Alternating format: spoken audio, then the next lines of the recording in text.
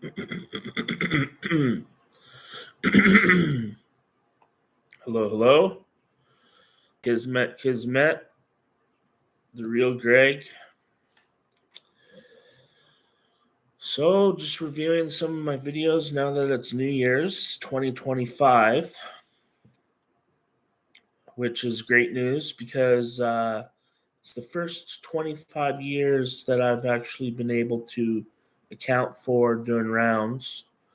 And that means that the millennium is older than a quarter now, which I say is the penny was first to be worthless, and now the quarter is worthless. But that's just an inside joke.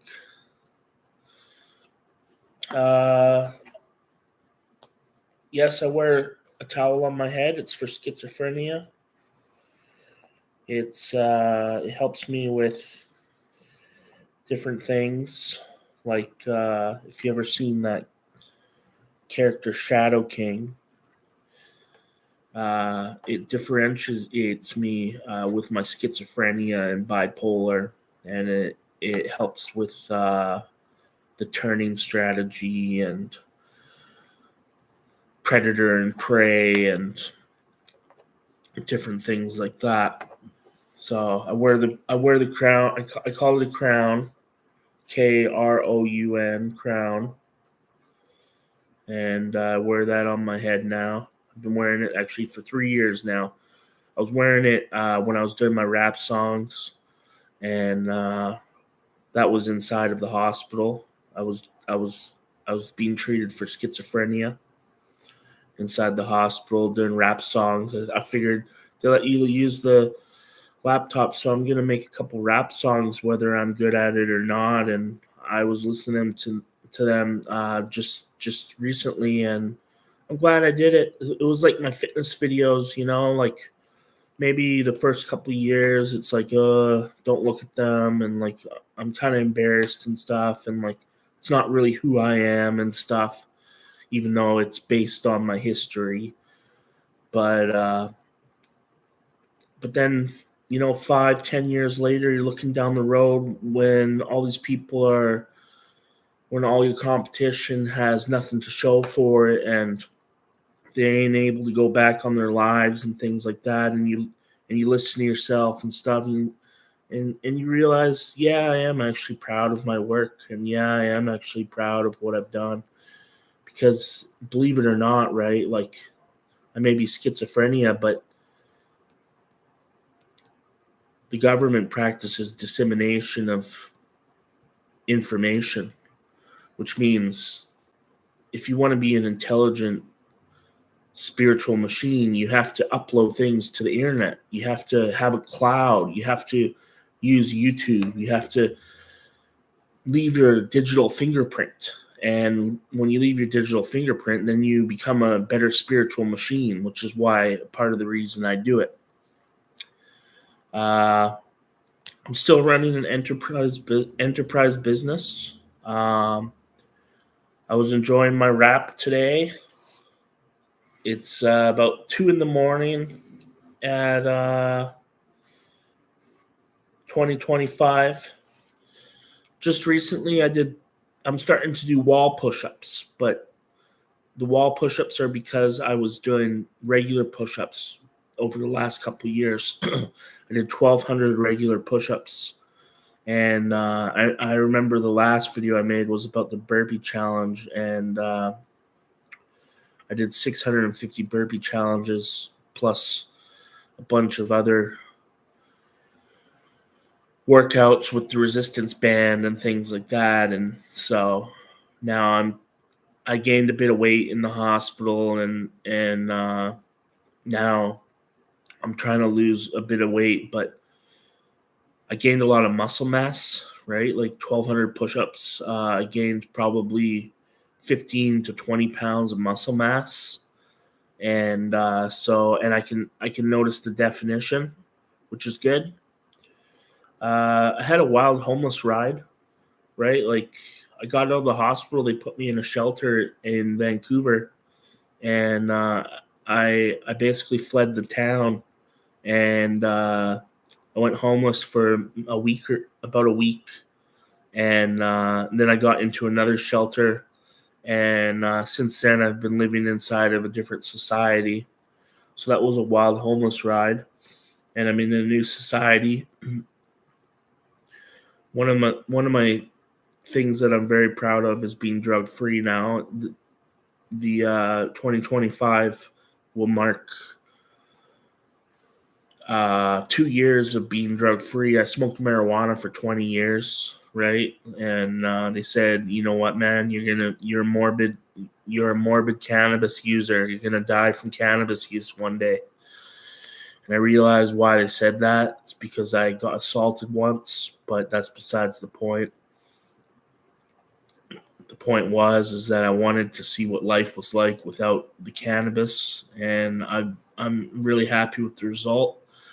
I wouldn't ever say that going back on it, I wouldn't say that I'm a morbid cannabis user. I would disagree with them.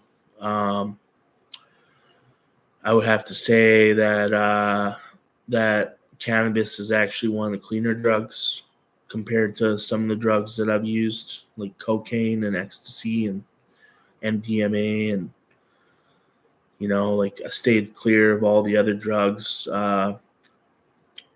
But I was a partier, so I like those drugs, and I don't do drugs anymore. I've been clean off ecstasy, MDMA, cocaine for 15 years. About 13 years I've been clean off those drugs. 12, 13 years. I've been quit off cigarettes now, going on 7 years. And I've been quit off marijuana for 2 years now.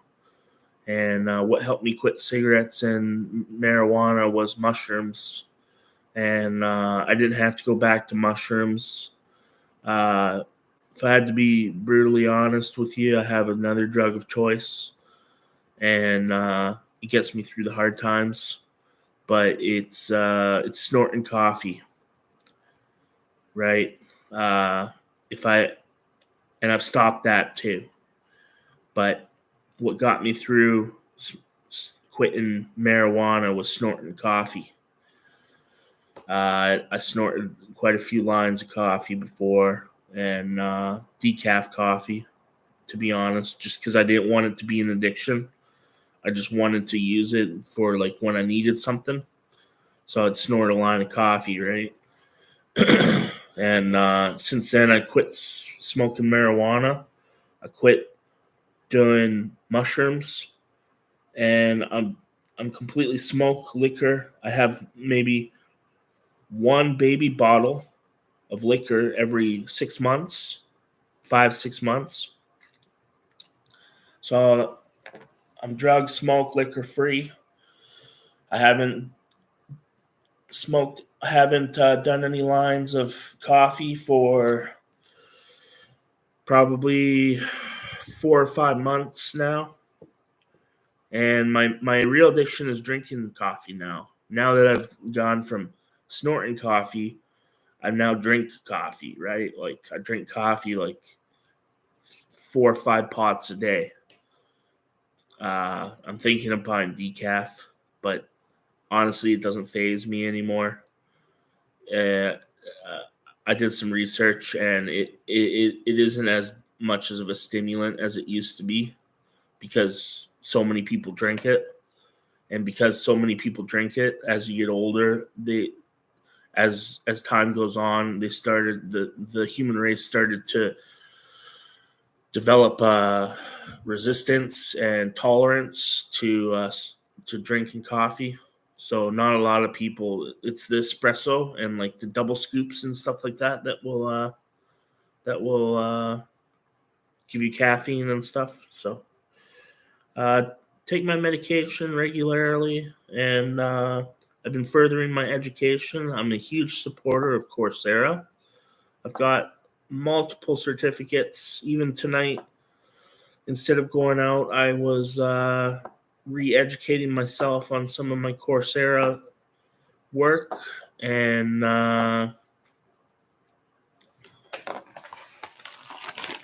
this was my treat tonight because I'm poor.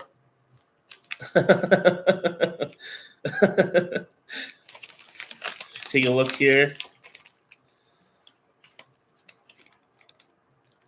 It's a spicy tropical fusion by one of the chef's names is Mink Fat. Mink Fat spicy tropical fusion Doritos. You might have tried them. If you haven't, I recommend it. And so that's about it. Of course, Diet Pepsi, which I love. At least for tonight. Because I got to go without Diet Pepsi for 30 days a month. Times hurt. You know what? It's actually a great life. I use different things like Instacart. I've been doing shopping with Instacart, and the 7-Eleven's open 24 hours a day, but I'm only up for maybe 15 to 17 hours a day, and I have no money, but I cook. It's actually now that you mention it, I'm becoming a master chef. And some of the key factors of being a master chef are nutrition, dishes, tools like knives and things, presentation, exercise. I put in exercise because I think if you're a master chef, you have to be a personal trainer too. And then recipe book is your Rolodex. The ingredients, the experimentation, planning, safety, and of course time. So what I decided is master chef, and then obviously cooking and meal prep, but then also dishwashing and homemaking are very important to being a master chef. Dishwashing, homemaking, cooking, personal training, preparation. Those are the most important things about being a master chef. And those are the things that I'm going to focus on. Thank you very much for watching. Happy 2025. All the best to you and your king, to you and your family. I hope you like to sing. Much love. Take care. Bye.